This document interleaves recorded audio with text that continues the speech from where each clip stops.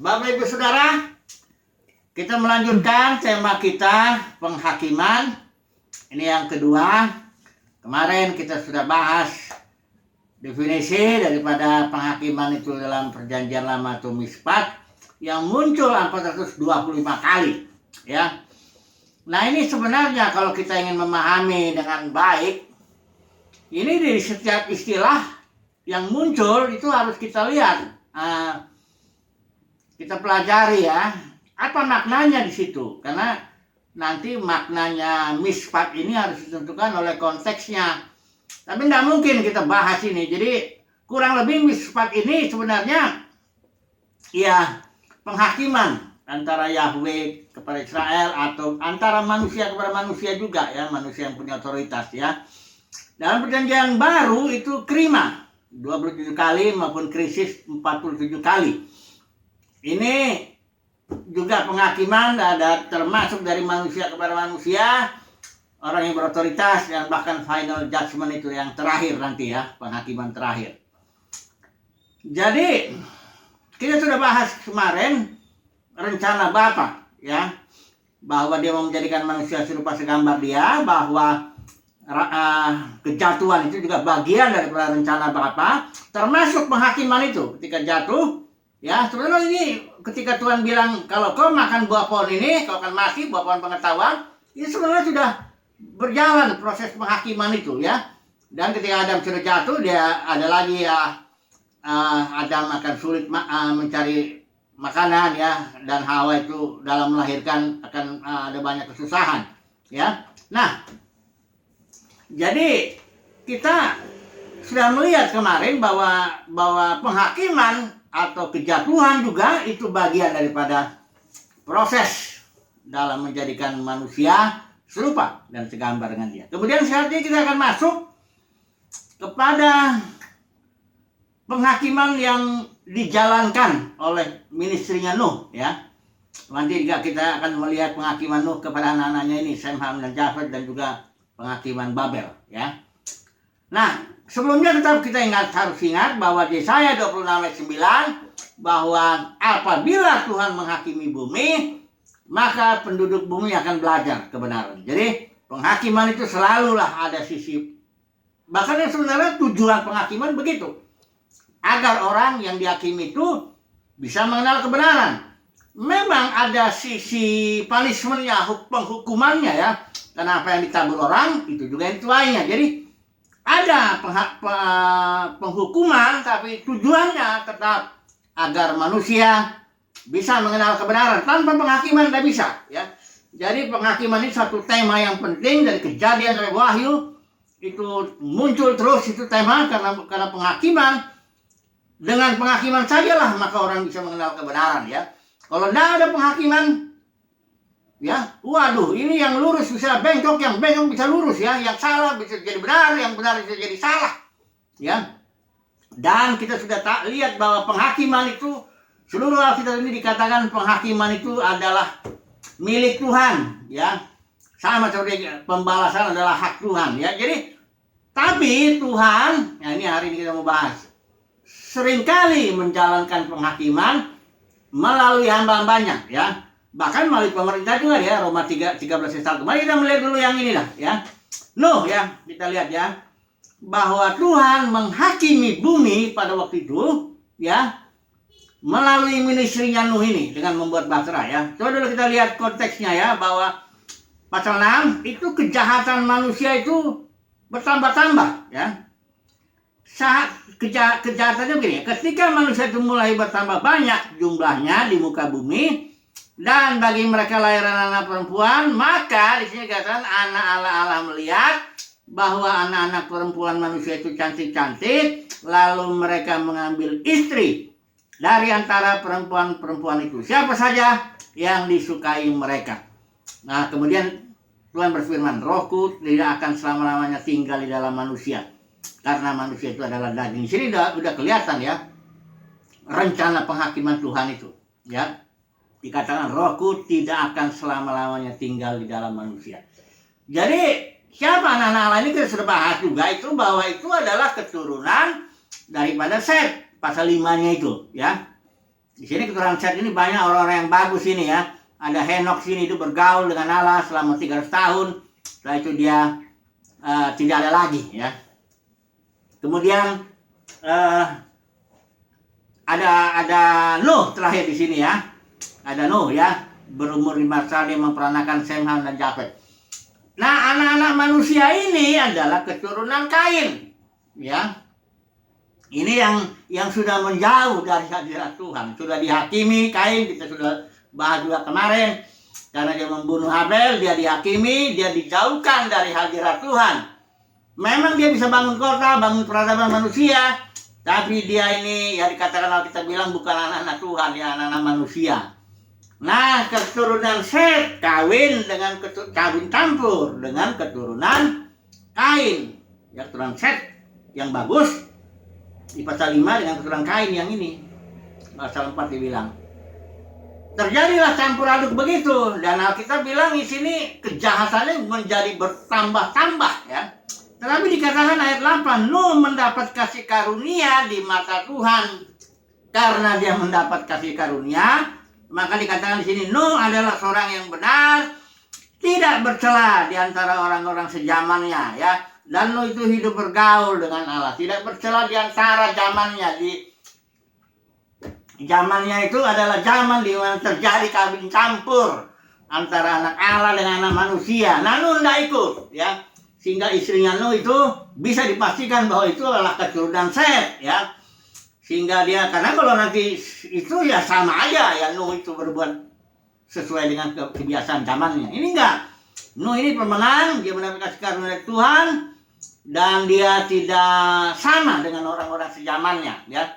Di mana pada waktu itu anak-anak Allah kawin aja sesuai mana yang mau, mereka ambil aja begitu ya. Jadi Nuh ini seorang yang tidak bercela di antara orang-orang sejamannya ya. Nah, kemudian Tuhan sudah putuskan, aku akan menghapuskan. Inilah penghakiman Tuhan itu. Aku akan menghapuskan manusia yang telah kujadikan itu ya. Ini proses ya, penghakiman ya. Dan Tuhan panggil Nuh, ayat 14, pasal 6. Buatlah bagimu sebuah bahtera. Jadi, dalam proses Tuhan menghakimi bumi pada waktu itu, Tuhan memakai Nuh ya, untuk menjalankan penghakiman Tuhan itu kepada bumi pada waktu itu. Jadi, kita melihat di sini bahwa penghakiman Tuhan ini, sebenarnya dia bisa saja Tuhan langsung hakim aja, matikan aja semuanya itu manusia-manusia itu. Tapi Tuhan pakai Nuh ya, seorang benar yang tidak sesuai dengan tidak sama dengan orang-orang sejamannya. Jadi suruhlah buat bahtera ya. Ya, dia suruh di darat ya. Tentu Nuh juga mengalami tantangan ya, dia akan barangkali dia ejek-ejek dan sebagainya ya. Setelah itu datang air bah, habislah ya. Dan bumi kembali pulih. Karena apa pulihnya? Karena sudah orang-orang yang jahat ini buang dulu ya, matikan dulu ya, diselesaikan nanti untuk zaman berikutlah itu ya.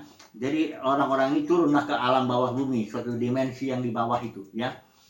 Jadi Nuh hanya dengan istrinya ya, sama-sama keturunan Set, punya anak 3, Sem, Ham, Jafet, masing-masing sudah punya istri juga ya. Jadi total ada 8 orang di bahtera itu ya. Bumi kembali pulih ya, karena mulai lagi dengan 8 orang yang benar ya. Jadi Nuh bikin lagi itu mesbah ya, dia memang dia seorang yang hidup bergaul dengan Tuhan ya. Dan Tuhan bikin perjanjian, aku tidak akan menghapuskan lagi manusia dari bumi ya. Perjanjian tandanya itu pelangi, kita tahu itu. Jadi dari kasus Nuh ini kita melihat bahwa dalam proses penghakiman Tuhan memakai orang benar ya di zamannya itu. Tuhan menjalankan penghakimannya melalui ministry hamba Tuhan ya, Nuh ini ya. Nah, bahkan pasal 9 ayat 6-nya di sini ada tertulis seperti ini ya. Pasal 9 ayat 6. Siapa yang menumpahkan darah manusia, darahnya akan tertumpah oleh manusia. Jadi artinya Tuhan memberikan, sebenarnya kan pembalasan adalah hak Tuhan. Tapi di sini bilang, siapa yang menumpahkan darah manusia, darahnya akan tertumpah oleh manusia. Artinya penghakiman terhadap darah manusia itu Tuhan serahkan kepada manusia. Inilah dia namanya pemerintahan. Roma pasal 13 dikatakan, tidak percuma pemerintah menggunakan pedang untuk membalas orang-orang yang bikin jahat, ya. Jadi penghakiman, sudah ingat ya dalam ministry Nuh maupun ayat ini, bahwa penghakiman itu memang hak Tuhan, pembalasan hak Tuhan, ya. Kita nggak punya hak untuk membalas-balas perbuatan orang, tapi hanya ada tapinya, ya, bahwa Tuhan memakai dan milisi seseorang atau pemerintah, ya, yang berotoritas itu untuk menjalankan pembalasan yang adalah memang hak Tuhan. Ya, nah ini ya kita tangkap dulu. Ini juga kita lihat kasus Petrus, ya. Ini Petrus dengan Ananias itu. Coba dulu kita baca ya supaya kita nanti melihat bagaimana ini ya. Kita memang harus kasus per kasus sebelum nanti kita mengambil kesimpulan apa itu sebenarnya penghakiman, ya. Karena terlalu banyak orang ini nggak mau ditegur, dia langsung jangan menghakimi, dia nggak tahu dulu penghakiman itu apa, ya. Mari kita lihat dulu kisah para rasul ini, ya. Ini kasus Ananias Safira, ya. Kita sudah tahu ini ceritanya. Ini anggota jemaat ini, ya, Ananias Safira ini. Dalam gereja mula-mula itu, ya, ada banyak orang, ya beberapa yang punya ladang dua, punya rumah dua, barangkali ya, punya harta apa, dia jual ya hartanya, dia kasih ke rasul-rasul. Nanti rasul-rasul bagi kepada seluruh jemaat sehingga yang membutuhkan, ya. Jadi nggak ada kekurangan jemaat itu karena begitu caranya, ya. Yang kelebihan jual, ya. Nah ini si Ananias Safira ini dia di kisah para rasul pasal 5, ya. Suami istri ini dia menjual ladangnya, tapi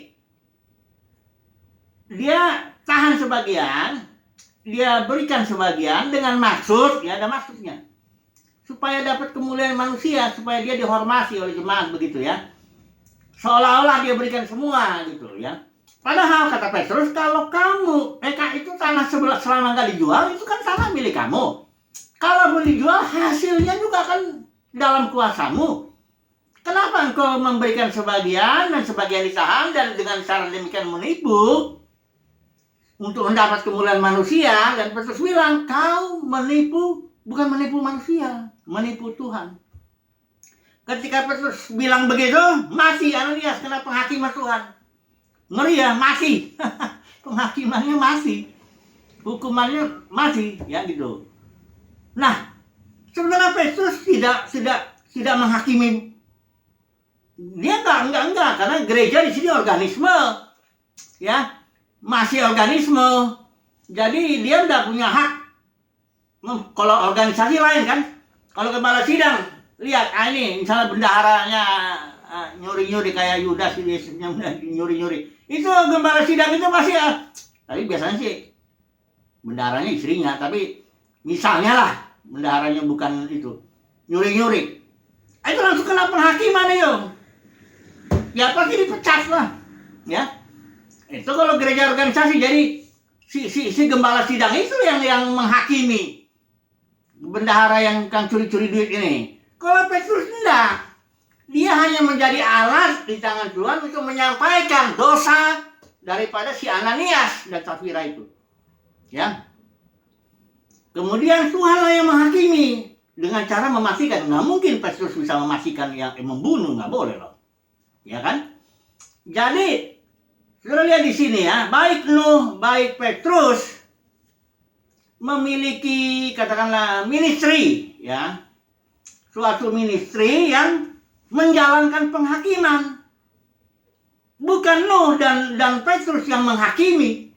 Nuh tidak menghakimi orang-orang zamannya. Petrus juga tidak menghakimi Ananias Safira. Hanya mereka dua ini dipakai Tuhan.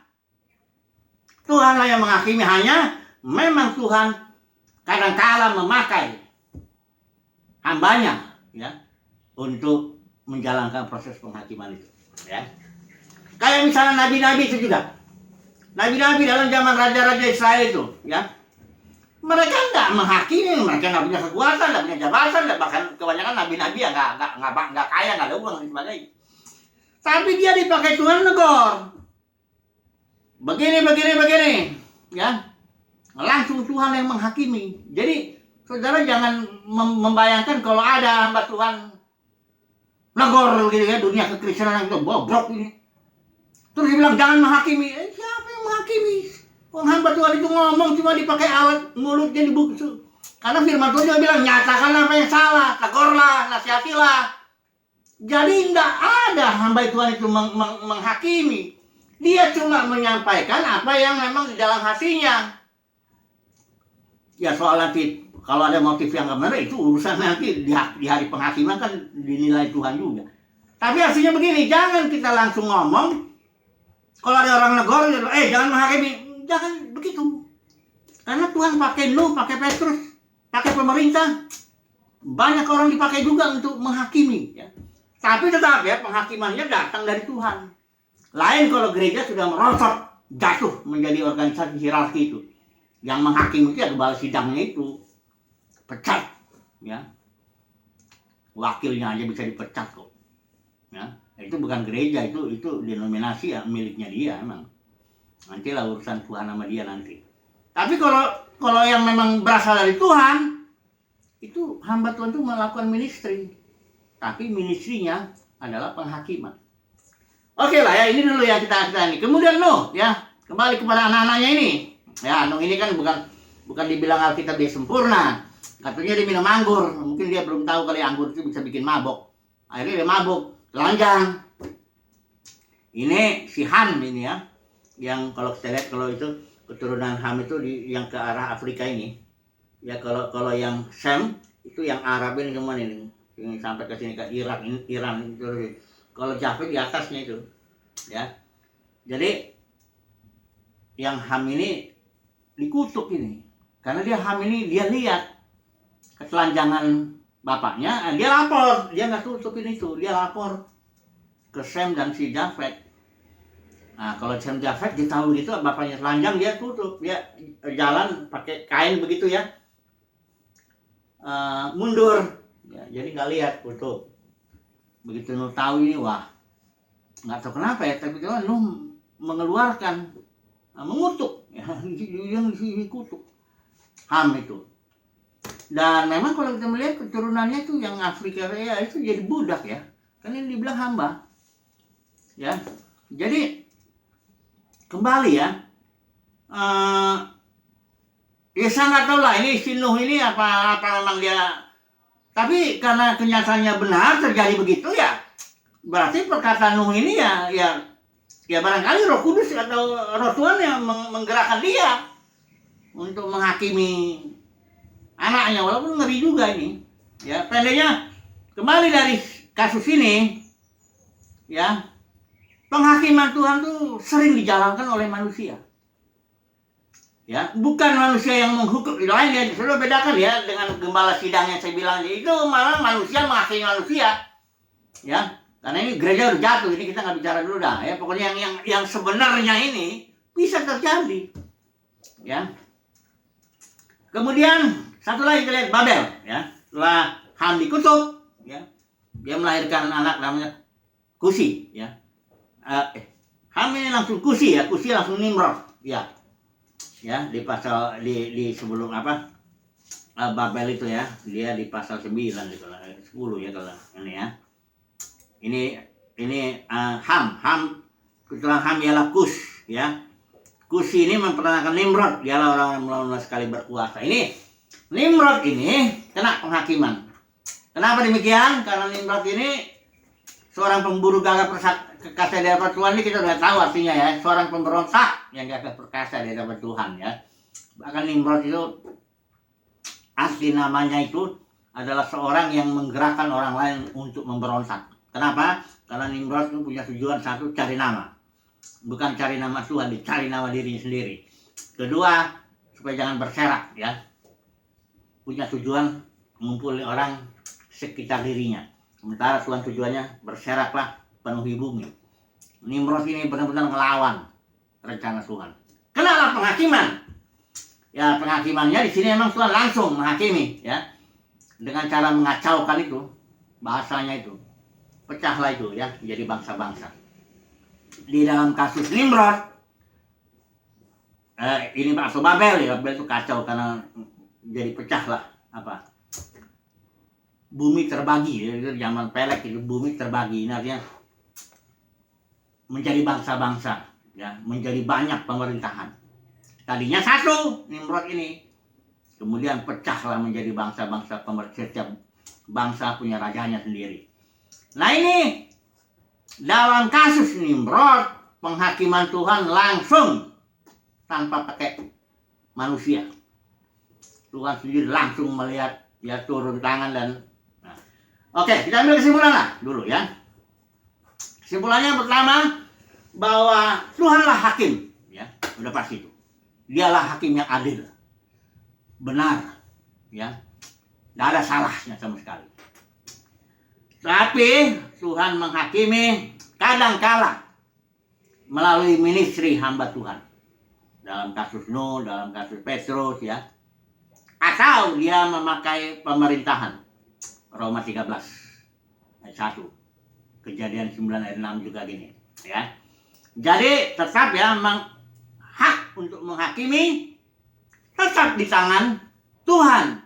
Pembalasan adalah hak Tuhan. Nah, lain kalau gembala sidang ini memecat bendahara, ya. Ini adalah pembalasan dia sendiri yang mengerjakannya karena konteksnya sudah organisasi. Otoritasnya bukan otoritas Tuhan, ingat, ya. Organisasi itu otoritasnya garis komando itu, garis-garisnya itu loh. Tahu kan? Ini lain nanti kita bicara ini, ya. Tapi kalau yang di sini yang sungguh-sungguh penghakiman Tuhan bisa dijalankan juga oleh ministry hambanya, ya.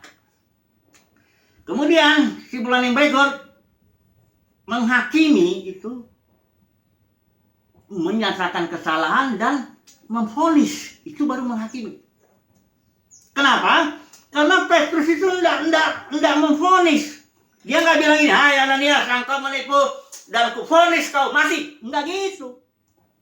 Petrus cuma ngomong sesuai pimpinan Roh Kudus, dia cuma bilang, Ananias, engkau tidak menipu manusia, tapi menipu Tuhan. Kemudian Tuhan yang memvonis. Yang beri vonis itu Tuhan. Vonis siapa? Mati. Jadi Petrus bukan menghakimi. Dia cuma digerakkan Tuhan, bahkan waktu Safira juga. Safira itu istrinya, 3 jam kemudian dalam istrinya, Petrus langsung bilang, itu suamimu udah dikubur, ini orang-orang ini yang bawa ini akan juga bawa engkau. Dan yang bikin mati bukan Petrus. Petrus cuma lidahnya dipakai doang. Jadi menghakimi itu ada dua, menyatakan kesalahan dan vonis itu harus dibedakan. Ya. Kalau menyatakan kesalahan memang dianjurkan. Paulus pun bilang, nyatakan apa yang salah, tegurlah. Nabi-nabi juga negor semua. Nuh juga Petrus negor. Mengapa hatimu Ananias dikuasai iblis? Itu teguran. Tapi vonis itu datang dari Tuhan.